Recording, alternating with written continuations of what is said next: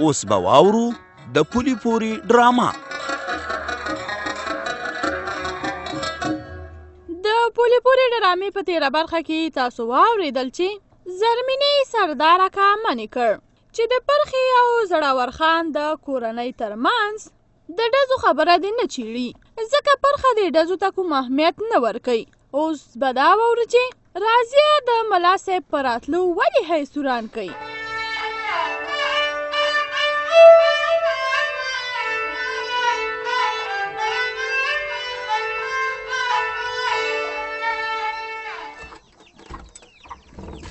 الہ العالمین ته خیر را پیښ کې. د عبدالرحیم پلاره ته کور ته راغلی، عبدالرحیم څه شو؟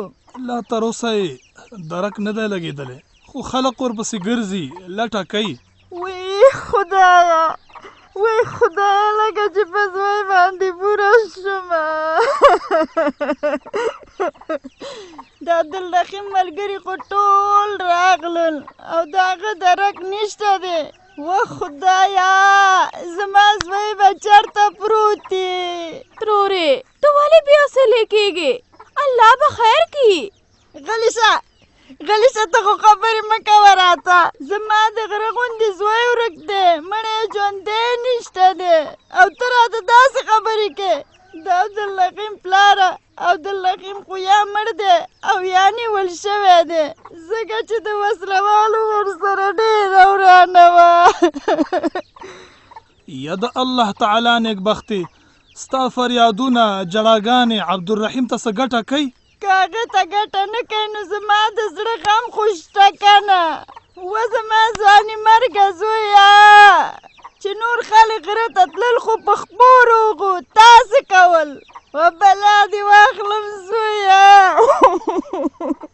ترورې مرګ او ژوند د الله تعالی په لاس کې ده، موږ به د خیر تمه کوو. انشاءالله په عبدالرحیم به یې سم نه شوي. نادیه رښتیا وایي، د خیر تمه لرل پکار دي او سمه ده چې د عبدالرحیم یو وخت په مصنوعي وه، خو په خپل ځان باندې باور و، همتناک و. زما یقین دی چې کوم ځای ته به یې ځان ایستلی، انشاءالله نه به وسلوالو ته په ګوتو ورغلی او نه به ورباندې څه چل شوی. نو ته چې دا خبرې اوس ونه کړې نو څوک به یې کوي؟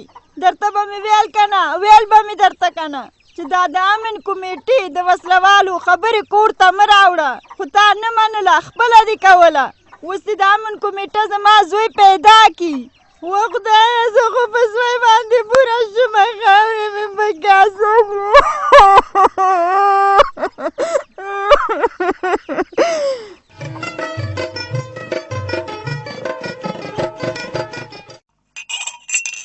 سنګینې هله دا چای مې د مخې نه لرې کا. ولې نیز کې لستونې مې نه تیریږي ستا د زوی د لاسه. ته وګوره زوی دې بېغامه ګرځي او په منګه یې خوبونه آرام کړي دي، خوراک څښاک یې راباندې آرام کړی دی. زه خواره په تا هسې سخته ده، د پرخې کورنۍ څه نه وی، خو تا په ځان قیامت راوړی دی. هغوی سره دې خدای ښه وکړي چې خبره یې غټه کړې نه ده او خپل عزت ته یې وکتل. که دا بل څوک وې تا به د خپل کور سیال کړی وې چې څه یې در سره کول. خو ځه د پرخې کورنۍ خو هر څنګه د شورا سره به څه کو، شورا سره. شورا خو د چا خاطر نه کوي، دا ځل به د زړور خان په هکله فیصله کوي. څه د زړور خان په هکله باندې فیصله کوي؟ ته څه خبر شوې؟ نو ستا زوی داسې وړوکی کار کړی دی، نن شورا کینی، خدای خبر شه چې څه فیصله به کوي. کور به سیزي، جلا وطن کوي بم، څه به کیږي؟ د سلګۍ پلاره چې دومره در سره اندېښنه ده نو ورشه او شورا ته عذر زاري وکړه چې زما زوی بد کړي دي، موږ پښیمانه یو. همدغه خو غم دی که نه چې زه ورتللی نه شمه او بیا د چا لپاره ورشم؟ د هغه چا دپاره چې همیش ما ته غم را کړی دی. زما خبره یې نه ده منلې، زما عزت یې نه دی ساتلی. د دې زوی نه په نه زوی خوشحاله یم چې نه یې ښه دی. بسم الله دې شي، ولې دې نه یې؟ په زړه کې دې رحم نشته دی؟ ته لا څنګه پلارې؟ چې سره پلار نه وی ښه به وه. دا څه شی شو؟ چا سره سترګې نشم مخامخ کولی د دې زوی د لاسه. خدایه کاش شورا داسې پرېکړه وکړي چې زمونږ عزت پکې خوندي، هسې نه چې دې ټول ولس ته شرمنده شو.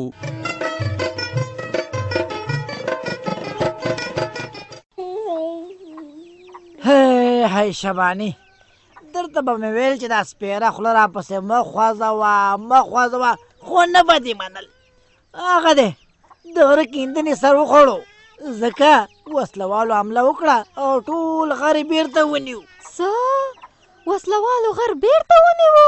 دا بد پلاره دا څه وایې؟ رښتیا ویمه ولې تا هغه شپږ ورځې وانه اورېدې؟ چاته خو به پکې زیان نه یې رسېدلی؟ خامخا به رسېدلی ځکه چې په جنګ کې خو څوک په تاثیر نه ایشي. د نور چا په هکله معلومات نه لرم خو د ملا صاحب زوی عبدالرحیم نادرکه دی د ټولو ورته اندېښنه ده ځکه چې هغه د ساتونکو مشر مو. الله داسې وی ده؟ بس سبانې د امن کمیټې په خپل سر کارونه کول. ما به چې ورته خبره وکړه نو نه به یې منله. ورته مې ویل چې دا کار د معذورو خلکو دپاره سم نه دی. هلته غر دی منډه ترړه ده او دا سړی چیرته کولی شي. خو ټولو ویل چې نه وسله والو سره په جنګ کې تجربه لري. اخر تجربه یې دا شوه چې کوم ځای ته یې ورسوه هغه دی مړی ژوندی ورک دی.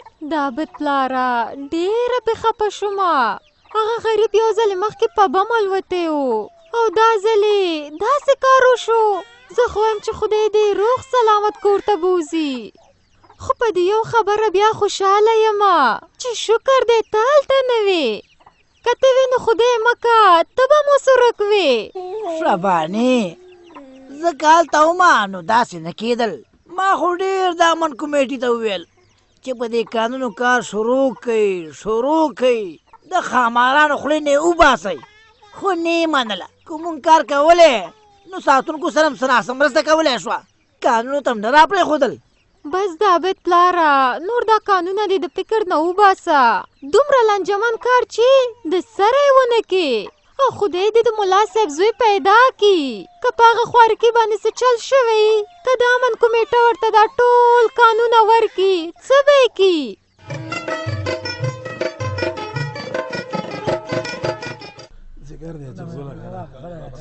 محترمو د کډوالو سره خو مرستې وشوې چې څه مرسته شوې وه هغه پې ټولې تقسیم شوې. اوس دا وایي چې څنګه ناست یاستئ بیا هم په زړه کې کومه خبره ګرځي که څه؟ و مطلب شاه یوه خبره شته دی.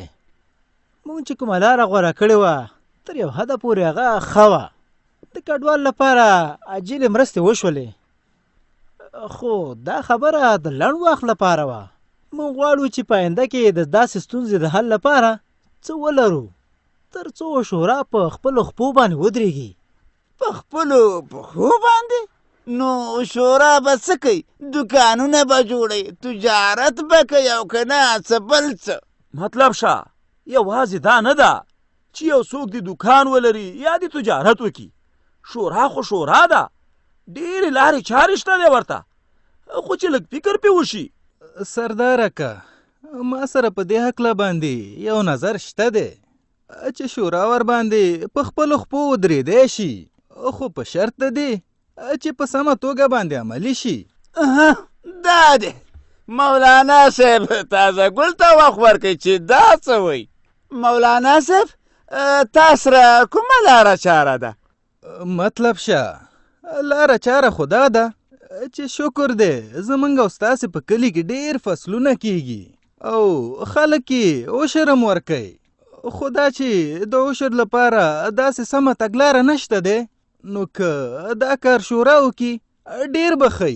مطلب د خلکو نه عشر په منظمه توګه راټول کړي او بیا یې دغه شان د آفتونو په وخت او یا یې نورې اړتیا په وخت کې په خلکو تقسیم کړي. مولانا صاحب کور دی ودان ډېره ښه خبره دې وکړه. خدای وکړي چې کلیوال هم را سره دا خبره ومني. فریده وراره کلیوال به یې ولې نه مني؟ عشر خو هسې هم ورکوي خو دا چې شورا ته یې ورکړي نو مدرک به یې معلوم شي او بیا به یې بېرته د مصرفېدو ځای هم معلومي.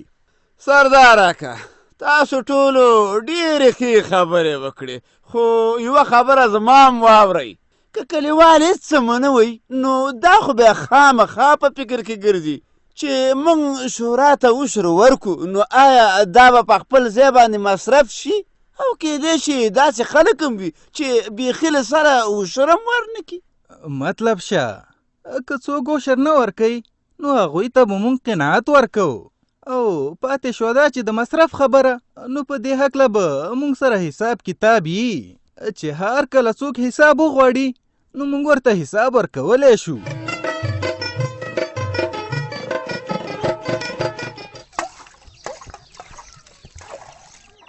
ترورې دا اوبه لږې وڅښه لرې که زه به څنګه اوبه وڅښمه چې د عبدالرحیم درک نشته دی مړی او ژوندی ورک دی نادیه ستا ښه وسه کېدله چې عبدالرحیم رئیسار کې هغه غره ته نه تله خو دا کار تا ونه که ترورې ما خپله هڅه وکړه خو هغه نه منع کېده یا نادیه زه پوهېږم چې ته ورباندې ګرانه وې که تا تې ځان مرور کړی وې نو هغه ستا د خاطره نه تله ځکه چې هغه ستا خفګان نه شو کتلی ترورې رښتیا هم چې زه په دې کې ملامته یم ما ورسره خبره دومره سخته نه کړه زه څه پوهېدم چې هغه هر څه په اوله ورځ فیصله کړي وو اوس د ورته خدای خیر پیښ کړي او الله د سلامت کور ته راولي او زما یقین دی چې رای به شي له خیره سره د عبدالرحیم همت او د هغه په ځان باور ما ته معلوم و چې وسله والې منځه نشي وړلی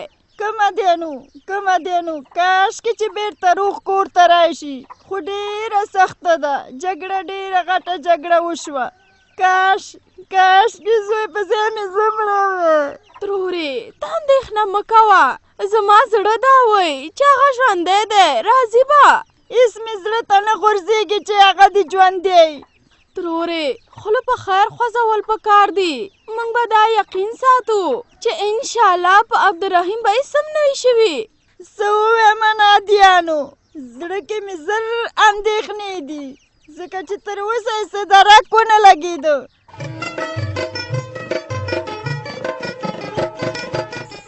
مالک صاحب تا ته یم خبره ده مطلب شه بیا داسې څنګه ورخطایي ملک صاحب یو ډېر مهم خبر مې درته راوړی دی هغه خو هسې ماته معلومات کېږي چې ته ورخطا راشي نو بس یو خبره خامخا وي خو دا ووایه چې زموږ دپاره د خیر ده که د شر په خیر او شر یې زه هم نه پوهېږم خو شورا یو کار پیل کړی دی ما ویل چې تا هم په دې هکله خبر کړم شورا بیا څه کړي دي چېرته بل ملک ټاکي که څنګه نه د بل ملک خبره نه ده خبره د زکات خیرات او عشر ده اوس دا پرېکړه وشوه چې د کنډو کلي د خلکو نه به عشر راټولېږي د شورا په خزانه کې به جمع کېږي او بیا به محتاجو خلکو ته ورکول کېږي ښه نو چې هغوی دا فیصله کوله ته ورته غلی ناست وي هېڅ دم ورته ونه وي ملک صاحب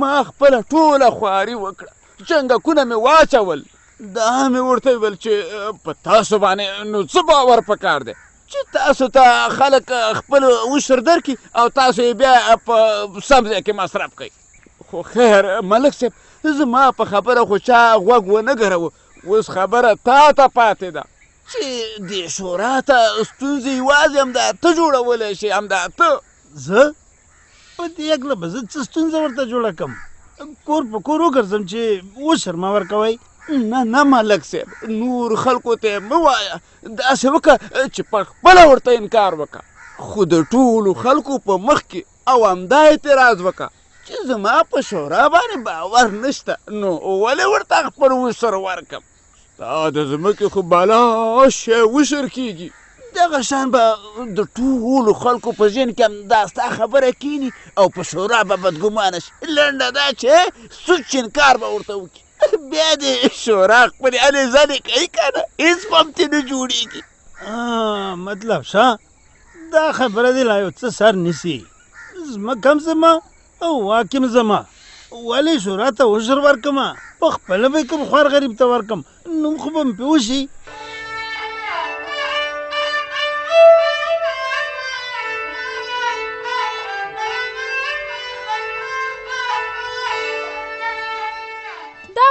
پولې پورې ډرامه چې تاسې واورېده په دې هیله چې ستاسې د خوښۍ وړ به ګرځېدلې وي. د پولې پورې په ډرامه کې مطلب شاه، جابر خان او داسې نور خلک هغه سیم کارتونه کاروي چې ثبت نه وي. نو دوی ولې دا سیم کارتونه کاروي او ولې سیم کارتونو ته لاسرسی دومره اسانه شوی؟ په دې هکله به تفصیلي راپور د پولې پورې په پروګرام کې واورئ. که غواړئ چې له موږ سره خپل نظر یا وړاندیز شریک کړئ نو په دې شمیرو را سره اړیکې ونیسئ: 0 2 3 10 30 50 0 2 6 3